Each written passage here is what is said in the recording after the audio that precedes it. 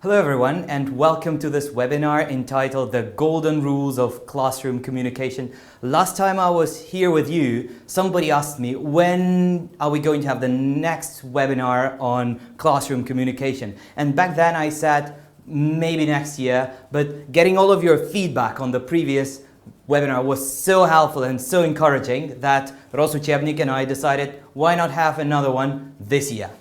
And last time, as you might remember, we focused on accuracy, right? We discussed the errors that language teachers make when they communicate with their students in language classrooms in English. Today, I decided to shift the focus and I decided to look at efficiency, at how you can make your communication with your students a little more efficient. So the aims that we have today, the objectives that I set for today. The first one is, I hope during the webinar today you are going to learn some new classroom management strategies, and probably some of the strategies that I'm going to mention will not be new than apologies, but I still think they are very useful, and I'll probably share some of the strategies that you have not yet heard about. We will then focus on feedback, because I think feedback is very important in education. And finally, you will learn one error correction strategy. And helping me with this webinar today, I have actually invited a colleague. This is William McDragan. William McDragan is an experienced English language teacher who mainly works with preschoolers and young learners. So this is an age group that requires some really efficient classroom management techniques. So William will be sharing some of his expertise with us today. Hello, William. Thank you for coming. Hi, guys. Pleasure to be here. So William, what is the most challenging thing when you come into the classroom? What would you say is the most challenging classroom management technique? And what is the most challenging element of the lesson for you? Well, Alex, for me it's the beginning. You know, when you enter the classroom and you know they are all running all around. And what do you, Alex, usually do in such situations? I don't know, Will. What would I do? I would say, hello, and then, hello, and what if they don't hear you? Hello? Okay. And,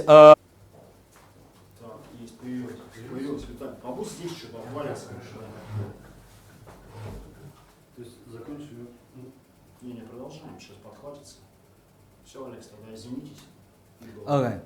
Now? Alright, sorry guys, obviously William was too hot for the internet in here, so the connection broke down. So yeah, well, what were you talking about? Yeah, Alex, I was asking you, how do you usually greet a group of students when they are not paying any attention to your existence? I said I'd probably say hello, and then hello? Okay, it's not working. I'd probably say guys, and then guys. It's not helpful, you see? The strategy that I would suggest using instead is called attention getters. And attention getters are based on a very simple principle of call and response. So instead of shouting guys, when you come into your classroom, you say, if you can hear me, clap once. If you can hear me, clap twice. If you can hear me, clap 4 times. If you can hear me, clap 0 times. Oh, I think I understand what you're talking about. Thank you, Will. Yeah, as you can see, the whole concept of attention getters is based on call and response. And the difference between starting to shout or to yell is that you elicit some response from the class participants. And it can be used at any level, so I actually use attention getters during my academic presentations. Whenever I have to deliver a paper presentation at university, instead of starting to speak, if I see that the audience is not listening, and sometimes, fortunately, I get pretty large audiences, I ask, can everyone hear me? Okay, if you can hear me, please raise your hand, all right? The same principle, right? Call and response. Ask them to raise their hands, and then people who are not listening to me, they see that people all around them have started to raise their hands, and they start listening. So a very simple technique, right? Call and response. Now, when you introduce this strategy with children, first you introduce it as a fun game, like I have shown you, or match my hands, right? And then you start clapping, and then you do this and this. Or if you can hear me, match me. If you can hear me, match me. If you can hear me, match me. If you can hear me, match me. If you can hear me, match me. If you can hear me, match me, right? And you start it as a game. You use it consistently, and then another very important thing is that you are clear and specific. So don't overcomplicate it. That is why first I would suggest using one technique using one method consistently, so that all children know what is expected of them. And then when they seem bored, you introduce more and more and more attention getters. So it all starts as an interesting game. After that, there are several components. There is the sound component. If you can hear me, clap once. There is the vision component, so me doing that. And then there is an action that I want to elicit from them, so clap. You get everyone's attention, and then you practice. You practice and practice and practice. You use it from time to time.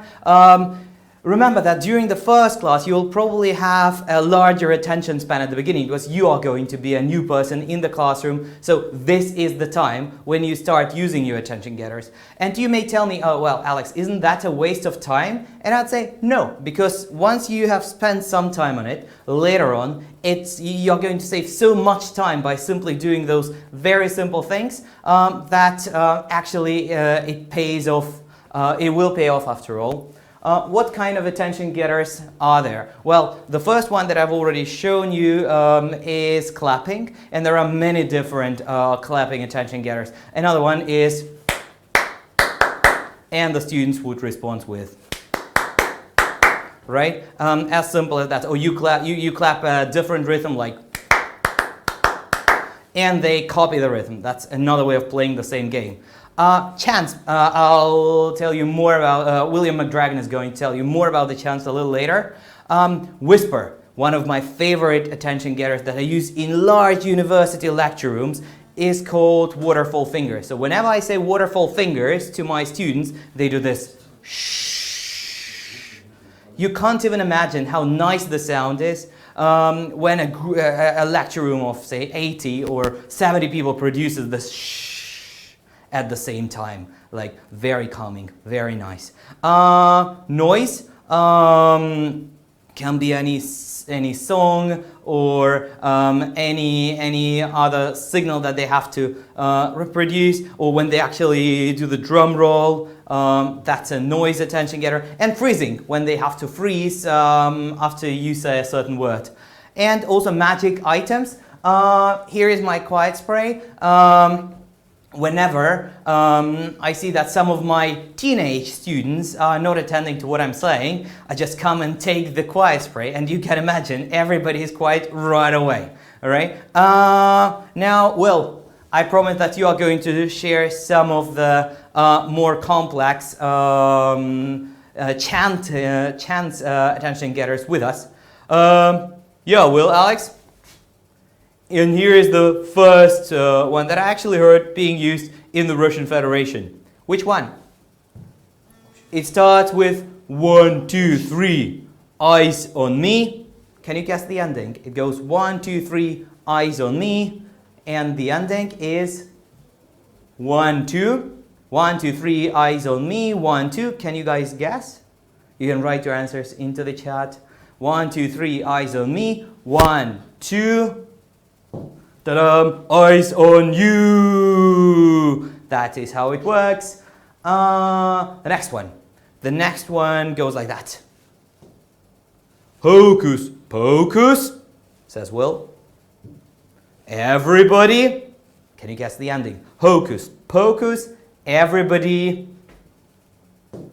Focus. Hocus pocus.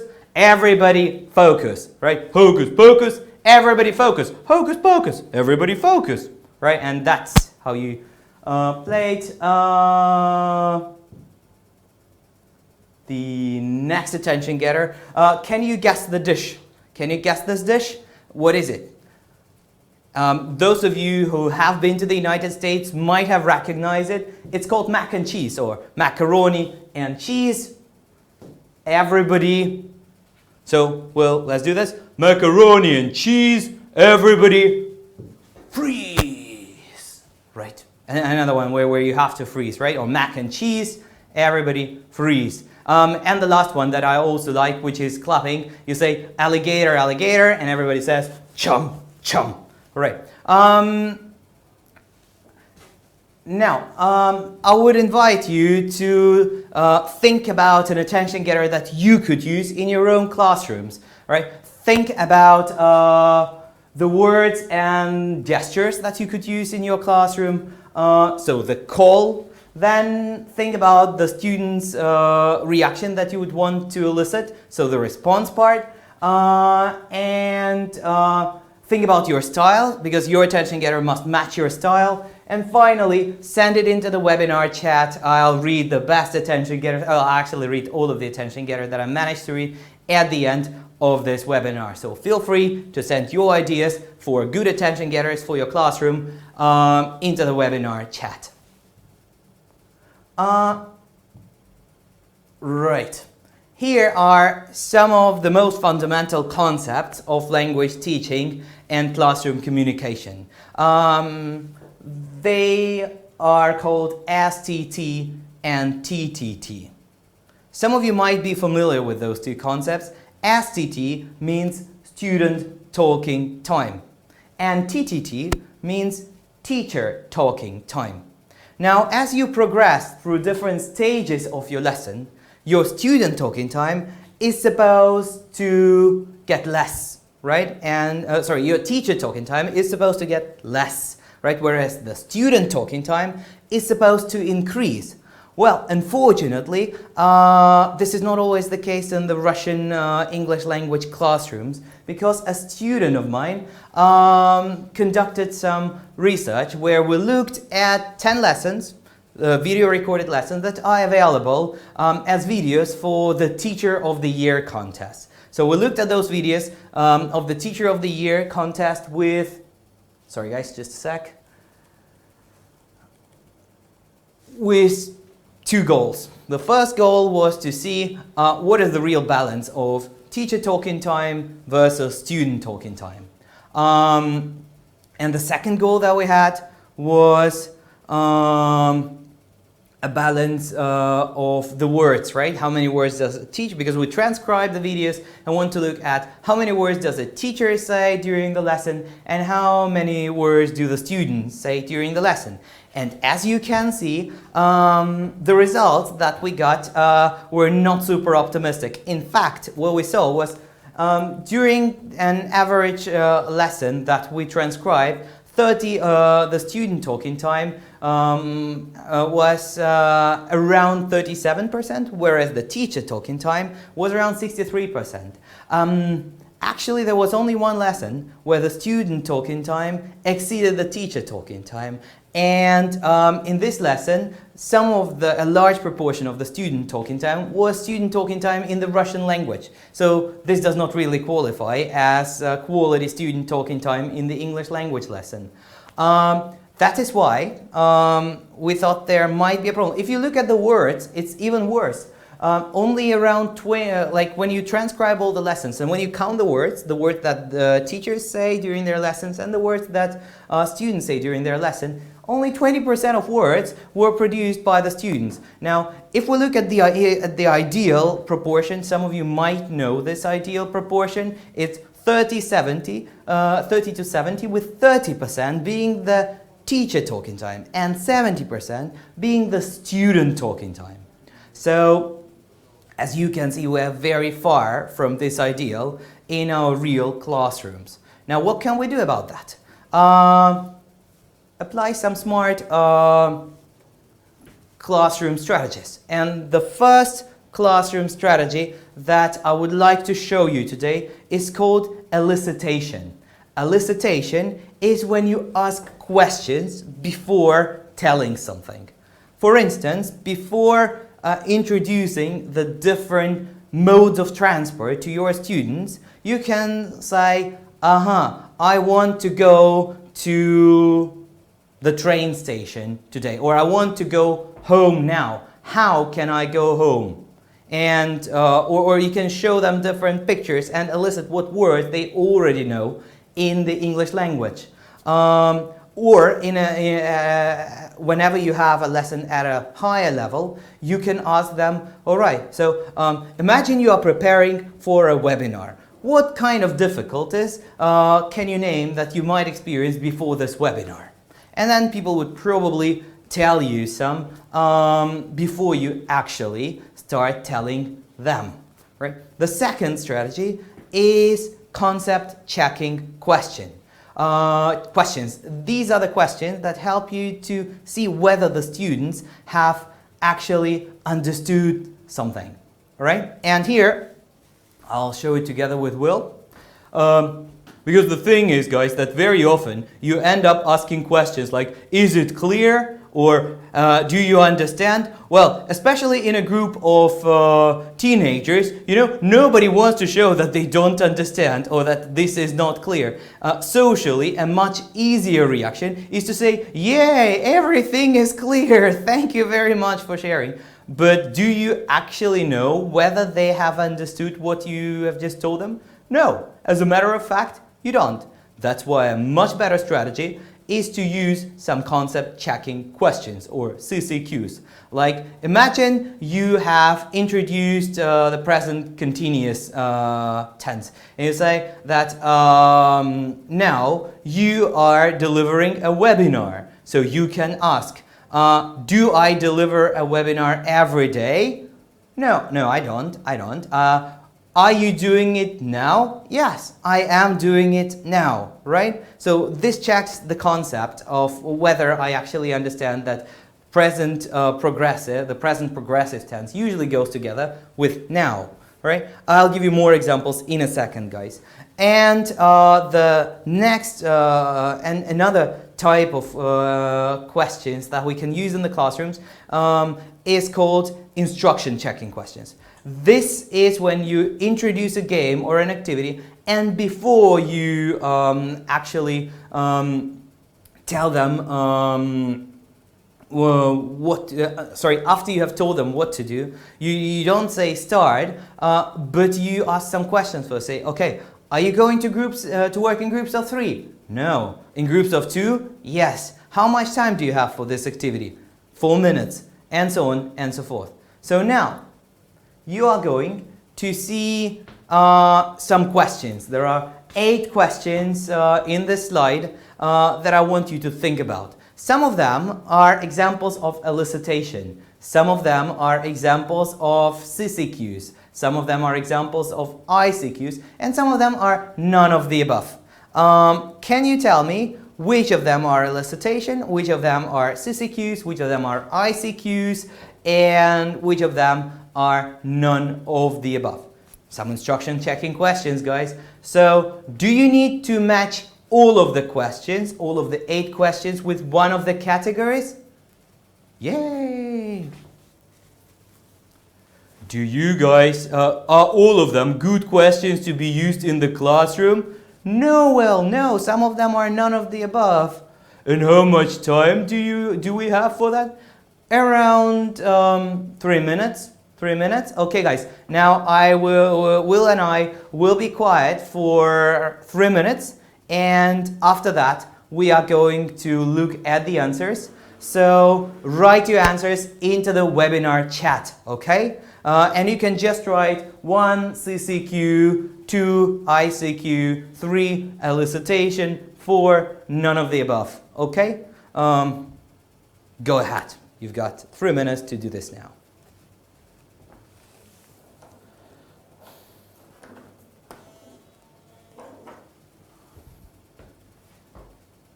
And in the meantime, I'll read the questions just for your benefit. I'm not sure that everybody can see everything well. So the first one, where do you normally leave your coats when you come to school? Right? You come into the classroom and you ask the students, the topic is clothes or furniture, and you say, where do you usually leave your classrooms when you come to school? Can also be school, so where you're looking at different vocabulary and different things that you may have in your classrooms. Then the second question, so how many sentences do you have to write?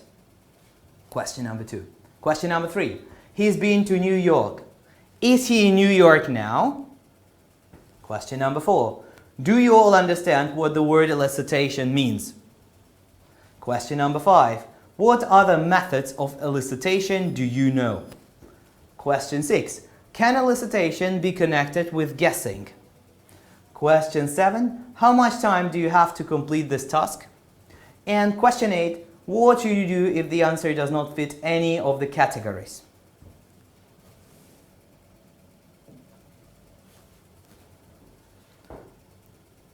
Where do you write your answers? In the chat. Where do you normally leave your coat when you come to school? So how many sentences do you have to write? He's been to New York. Is he in New York right now? Do you all understand what the word elicitation means? What other methods of elicitation do you know? Can elicitation be connected with guessing? How much time do you have to complete this task? What should you do if the answer does not fit any of the categories? Write your answers into the chat.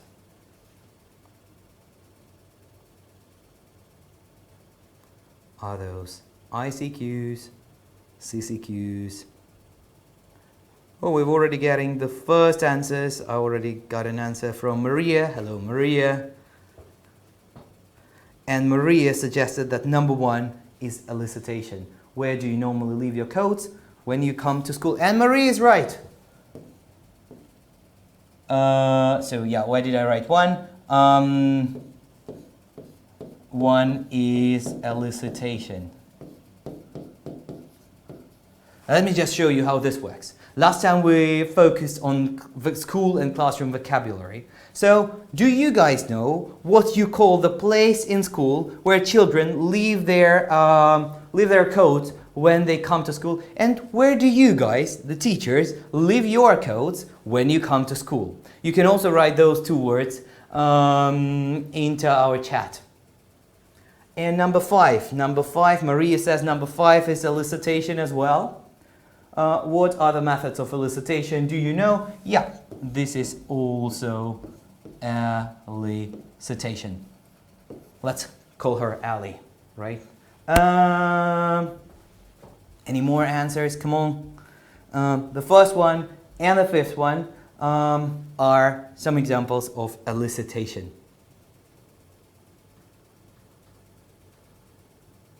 We still have number 2, so how many sentences do you have to write? Number 3, he's been to New York. Is he in New York now? Number 4, do you all understand what the word elicitation means? Number 6, can elicitation be connected with guessing? Number 7, how much time do you have to complete this task? And number 8, what should you do if the answer does not fit any of the categories? ICQ 1, 2, 7, 8, CCQ 3, 4, 5, 6 would be very helpful to see the name of the person. Irina says that 1 is an ICQ. I disagree. I've already said it's elicitation, but Irina A is right. That number 2. So how many sentences do you have to write? Is actually an ICQ.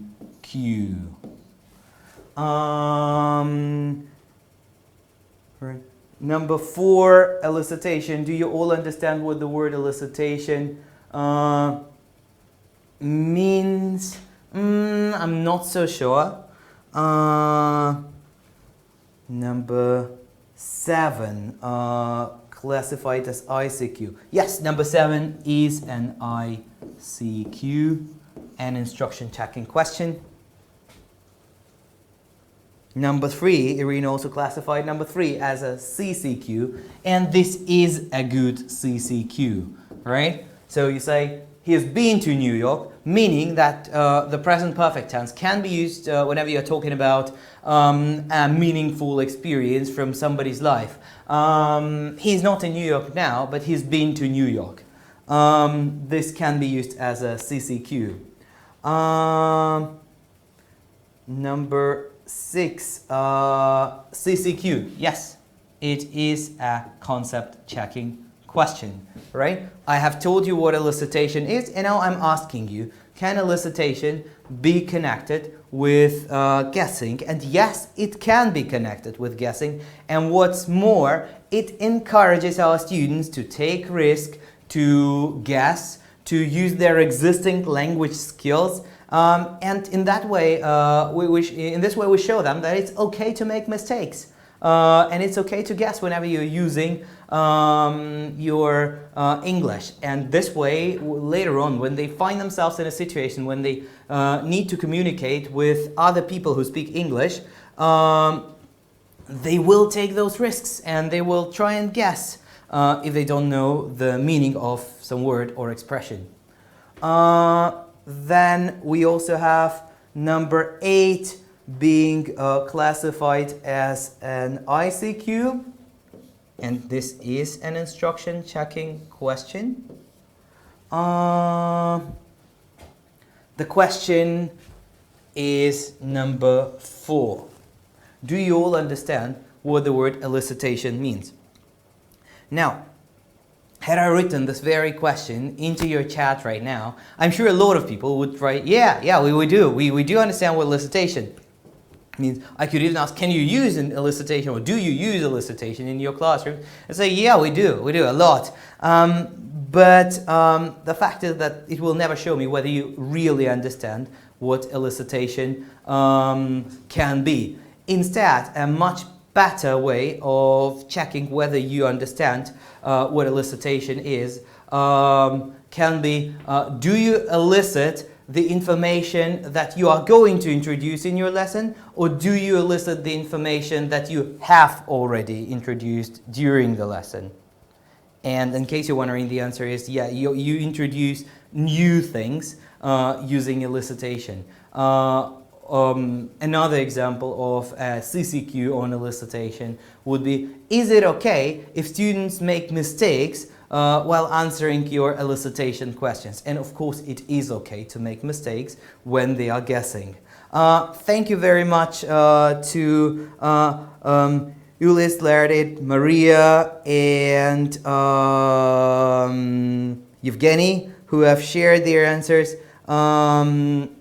And yeah, as I said, number 4 is not really a CCQ because it doesn't show you, it doesn't check the concept. It just, it's just, a question. Can be used actually as an attention getter because it's very simple, elicits very simple reaction of yes. So this is a CCQ. This is not a CCQ. Something different. Okay, now let me give you a more creative task. I will show you. Oh, sorry. I'll first need to erase all of the corrections in here. I have taken this task from the forward book. In this book, all of the instructions are already given in English, so that saves you quite a lot of work. Can you please formulate 2 instruction checking questions for this particular task? The task says, read the email and answer the questions. Where does Sane come from? Where is she at the moment? What is she doing there? And the second one is, match the titles of the attachments 1 to 4 from Sane's email with the photos A to D. Can you formulate 2 instruction checking questions? So the instruction, one more time. Read the email and answer the questions. Where does Sane come from? Where is she at the moment? What is she doing there? The second part of the instruction, match the titles of the attachments 1 to 4 from Sane's email with the photos A to D. Write 2 instruction checking questions. Write them into the chat and I'll read them whenever I get them. This is an online workshop, sorry about the pauses guys, but it means that you have to be active at some point, not just me.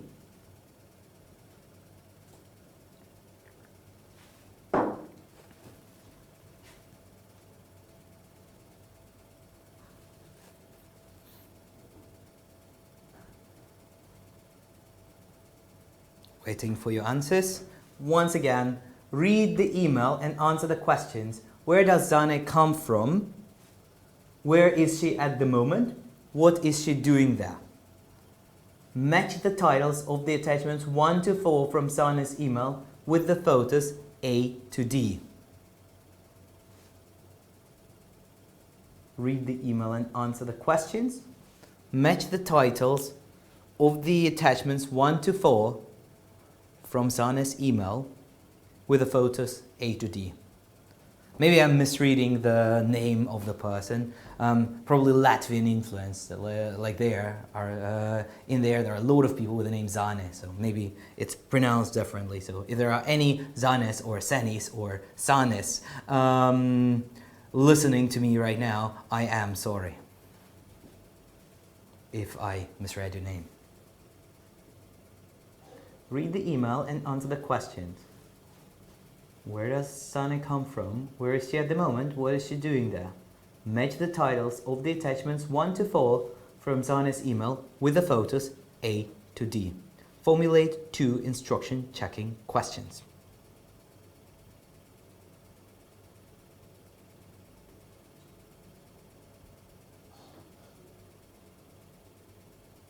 Waiting for your answers. 2 instruction checking questions. So you've told your students, read the email and answer the questions. Oh, somebody's answering. Do you understand the questions? Not so sure about this. Because they'll say, yeah, we do. And then they start completing the questions, and then they we'll find out that they actually do not understand the questions. What are you supposed to do? Yes, a very general ICQ. What are you to do with pictures? Good question, Irina. She is at home. Okay, somebody's answering the questions. What do we have in, what are there in the pictures? Okay, I would reformulate a little. I'd say, what do you match those pictures with? What will you begin with, right? With the questions or with matching? Or can you choose? What can you see in the pictures? Good. Zalina, what will you begin with? Okay. Possibly this will allow us to show whether they actually understand what they need to do. This is actually a smart ICQ because it's not obvious that this is an ICQ. Is it a personal or formal letter? This is more of a elicitation already.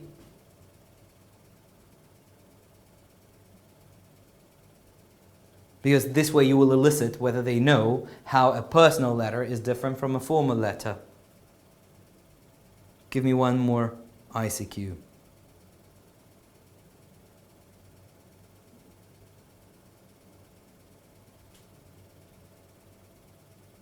One that I liked was, what are you going to begin with? What are you to do with the titles? Irina has written it in the chat. Yeah, that's what are you to do with the titles? What do you match them with? You match them with pictures. Very well. Now let's try and do something a little more complex. I know you can't see it well here. I'll probably leave it for your home assignment. At home, look at this slide, look at this explanation of how both neither and either, or neither and either, depending on which norm you prefer to use, are used in different contexts, and write a couple of CCQs that you can use to make sure that your students understand when to use both, when to use neither or neither, and when to use either or either. Okay? The presentation will be available to you from tomorrow on, I think. So if you would like to practice formulating some CCQs, or if you can do it right now while listening to me, formulate some concept checking questions. Getting some more ICQs. Zhenya writes, are these pictures interesting? That's already elicitation, Zhenya. Should you match the pictures with the attachments? Very well, Alexei. The next point of focus for today is feedback. And actually, I've had a separate webinar on feedback. So if you look up my webinars with Rosu Chebnik, you will definitely find a video of a particular webinar on feedback where I spoke about the importance of feedback. And back then I said that we need feedback to motivate our students and to build epistemic trust with them. We need feedback for learning because this shows us what feedback shows the student where they can improve. We need feedback for information to inform all the stakeholders, the parent, the administration, ourselves about how efficient our teaching is. And we need feedback for continuous improvement of our own courses. Now last time, in that webinar that I'm referring to now, I focused more on written feedback. And today I decided to give you some examples of spoken feedback. And the most primitive example of spoken feedback is positive reinforcement. Phrases like right, correct, okay, yes, good. They are called positive reinforcement. They are called positive reinforcement because they're very short and because this is actually just shows the student that they are on the right path. Withholding the positive reinforcement can be the first way of giving negative feedback, because if your students are used to you always saying good, go on, very well, then at the moment where you don't say or good, when you withhold your positive reinforcement, the student will know that he or she has made a mistake, right? And then you will not have to say wrong or incorrect. They will most likely correct themselves, right? So a very useful technique. But quality feedback is different. Quality feedback is something like, well done, Andrew. Great that you have managed to get it right and the answer looks exactly the way the teacher would expect or the examiner would expect. And that is correct. Good job, Rick. Now, what are the qualities of good feedback? This is something that we are going to focus on a little later. Now, let's practice positive reinforcement. I'll read for the student, and you guys, along with Will, can practice giving me some positive reinforcement. So, my question was, are you fond of opera? Well done, go on. And most of people likes, this is actually a real lesson transcript that I'm showing you right now. Last time I demonstrated a lot of erroneous transcripts where teachers make mistakes. Today I'm showing you good transcripts where teachers in Russia use positive reinforcement and give feedback.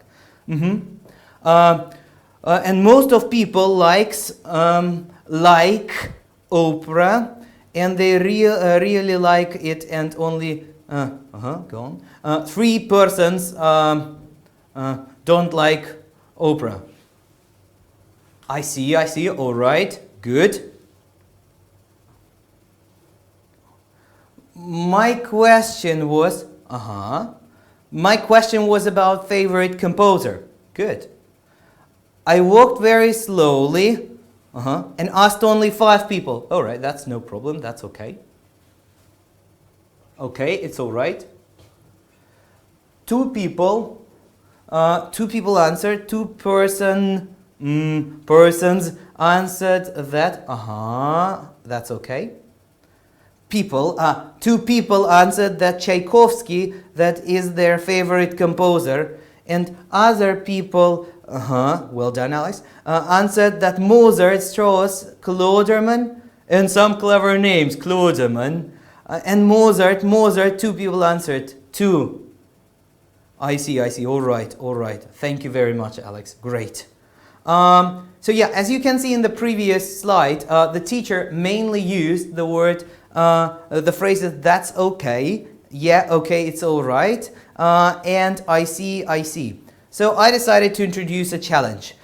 Today, I'm inviting you to play a game that Will and I are going to start, and the game is called The Synonyms of Good. We regularly play this game with my colleagues and with my students at Moscow University.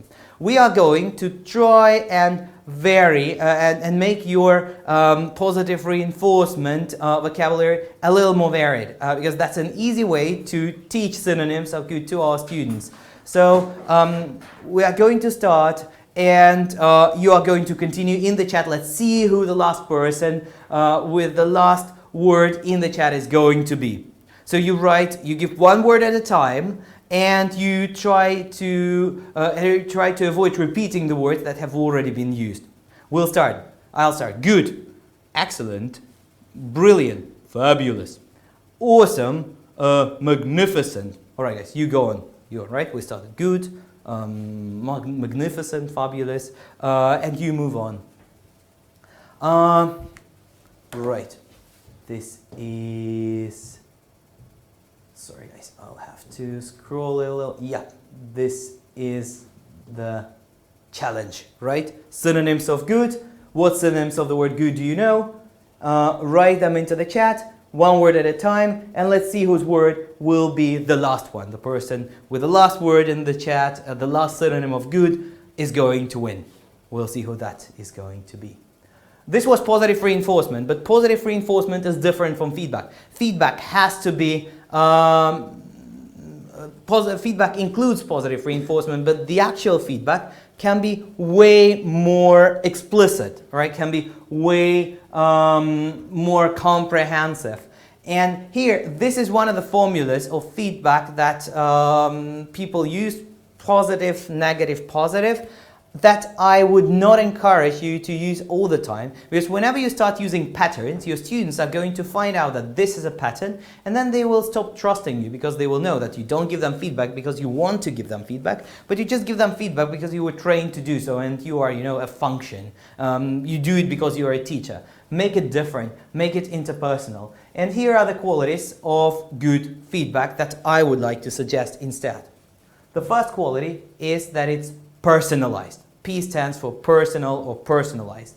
So you say, I've only been giving you examples of positive feedback so far. Let me give you an example of negative feedback. Alex, a word with you, please.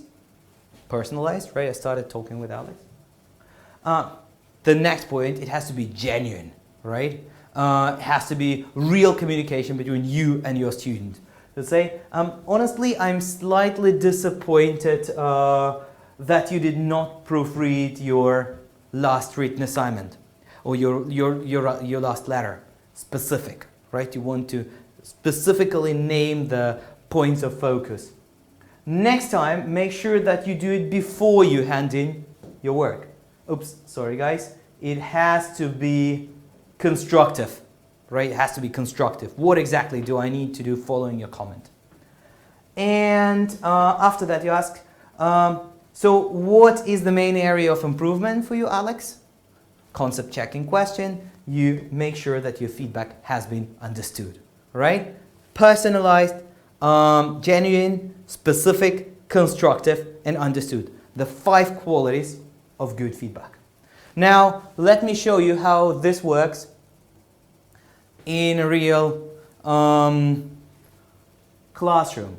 In here, the teacher doesn't give any feedback, so we'll show how feedback can be given in this situation. Okay, let's start about where you live. What sort of home do you live in? We live with my family in a lovely flat. We love the light of our flat and the rooms. It's very comfortable. Well done, good start, good vocabulary. And how long have you lived there? For almost 5 years. Yeah, well done, Alex. Good use of for almost. You could have used the full present perfect here. Okay. And what do you like about your home? I love the light, and especially the distribution of the rooms, the kitchen. It's very well organized. Very well organized. Alex, v or w? Very well organized. Okay. Is there anything you would like to improve about your home? Maybe the rooms of the children. Now I'm waiting my third kid. Hold on, Alex. Waiting for third kid. Yes, I'm waiting for my third. Waiting? Are you sure? I'm expecting my third kid, so I have to organize them in a better way because I have two young boys and a girl, and I have to organize again. To organize again, Alex? It means you want to I want to reorganize that. You see, Will was giving me constant feedback. That's why I corrected myself quite a few times. And after all, Will could say something like that. All right, Alex, well done. You answered the questions really well. You used mostly correct grammar, and I like the range of vocabulary. I like that you use some words like distribution. I like that you use the word well organized. Well done on that, Alex. But on the other hand, in the exam, please make sure that you do not confuse the words wait and expect. Do you remember? When we are waiting for a baby, what's the right word to use? Expect, Will. Yeah, that's right. And another thing that I think you need to keep in mind, that's v or w. Remember, very well, very well. Can you say? Yeah, I can. Very well. Right. That's how you give feedback, and that's how you start learning right away. You start learning, you start teaching, and your students start learning at the very moment of when feedback is given. The error correction strategy that I wanted to introduce, I'm sorry about the last square. It's not because I didn't look at my presentation, it's because the interactive whiteboard, as I'm sure you all know, sometimes also decides to make our teaching more exciting. The strategy is called self-peer teacher. This means that whenever your students make a mistake, first you give them a chance to correct their own errors, right? So self. You can use phrases like, can you say it again? Are you sure? Just one little slip, small mistake. Go on, have a try. Not exactly. Or you say halfway there. Then you can invite somebody else from the group to correct the error. It's like, has anyone else got an answer? Or any other suggestions? Any more ideas? Or did anybody come up with something else, with a different answer? Can anyone help us here? But here be careful, because an important point is the relationships within the group. So if everybody is friendly, if there is little competition inside the group, then it's totally okay to use peer correction. If the relationships within the group are not so good, probably not the best instrument. Like, be more careful with peer correction. But overall, peer correction is a very useful instrument. And finally, correction by the teacher. Correction by the teacher is the most widely used instrument of correction. Our transcription of lessons shows that most of the time we have an instinct, you know, we hear something that is not right in the English language, we correct it right away. This is not the most efficient communication technique. This is not the most efficient teaching strategy. So remember this, self-peer teacher. All right. So if you remember, the workshop today was entitled The Golden Rules of Classroom Communication. And now, while I'm answering some of your questions and looking at the chat, can you guys try and summarize? So what are those 3 golden rules of classroom communication that we discussed today? Okay, write it in the chat. What are the golden rules of listening that we discussed today? It doesn't mean that these are all of the rules of classroom communication. There are more to come next year, and we are working on making this experience of learning about classroom communication even more fun and more comprehensive for you, together with Rosu Chebnik. But now, summing up this webinar, what would you say are the 3 golden rules of classroom communication that we discussed today? You can now ask your questions. I will be looking at the chat right now. If you have managed to formulate some concept checking questions or to write some more instruction checking questions, I will also probably be able to read them right now. And if you have any questions about classroom communication, about the workshop, to me or to my friend William McDragon, feel free to ask us, okay?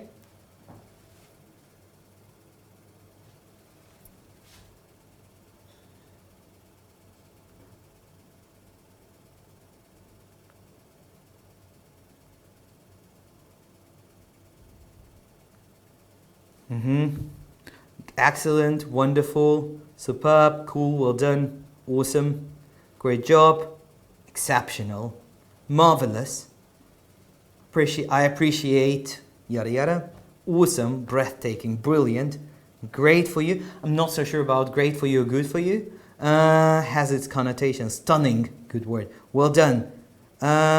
Молодец, yeah, if you use the Russian language in the classroom, totally fine. I don't personally like switching the codes in the classroom, so I use the English language all of the time, but it's obviously up to you. Bright, brightly, I'd say that was bright, instead of brightly, that was bright.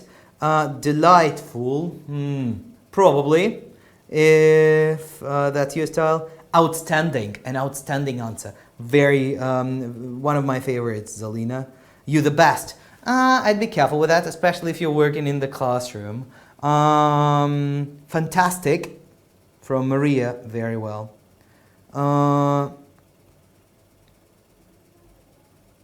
Significant. This is a significant aspect that you managed to point out. So in the context, maybe yes, but significant as a single word, not so sure. So what are the rules of classroom communication, guys?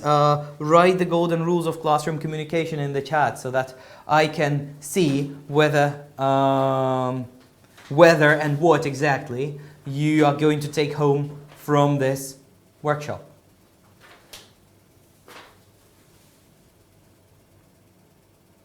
And thank you very much for your nice words.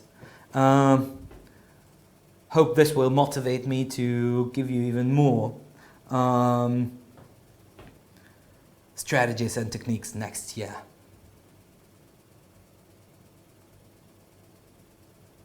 So, what are the golden rules of classroom communication that we discussed today? What are they?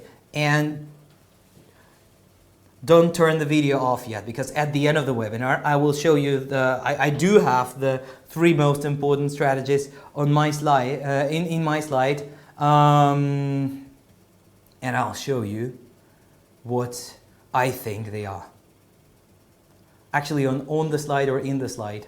When I was preparing for this webinar with my students on Monday, I'll use this opportunity to say a great thank you to all of my master's course students who had to do exactly the same thing on Monday, because I was preparing for this particular webinar, and most of them do know, or at least are supposed to know, most of the things that I was telling them. So for them it was more of revision, and they gave me a lot of good advice on how I could improve the presentation. So one of the students asked me, wait, is it in the slide or on the slide? And I had to spend like 30 minutes in the evening checking whether it's in the slide or on the slide, but as I have found out, it can be both. It can be both in the slide and on the slide. So feel free to use both.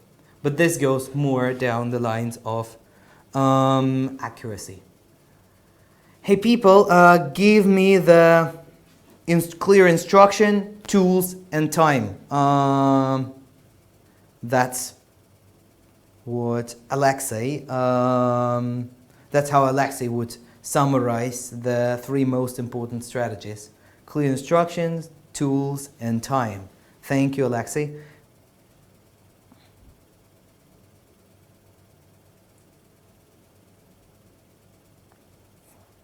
Come on, guys, for yourselves, how would you summarize the 3 main ideas of this online workshop?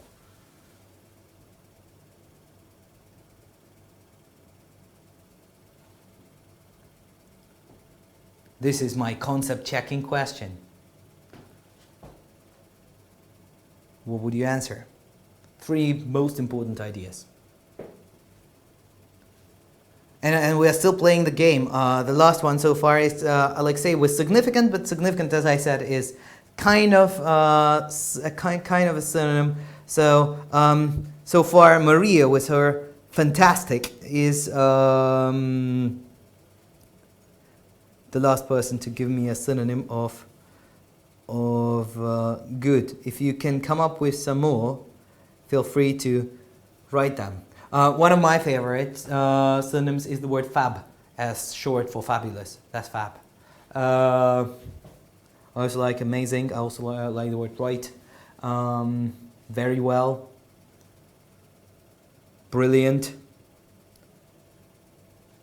Right, guys. I am going to wrap it up myself very soon. So this is practically your last chance to summarize the most important ideas, the most important rules of classroom communication that we discussed today.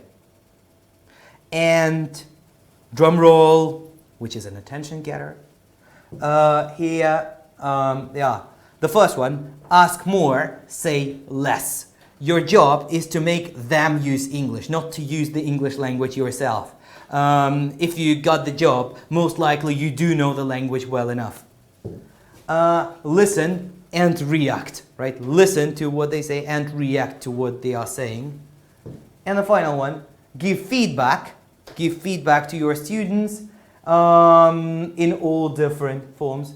And use self-peer teacher whenever you want to correct the errors. This goes down the lines of feedback. So these are the 4 golden rules of classroom communication that we discussed today. As I have promised, there are more to come next year, next academic year. Thank you for being with us today. Thank you for participating in the chat and writing your answers. Have a very nice summer, all of you. And I hope we meet again next year and discuss some more golden rules of classroom communication. Thank you.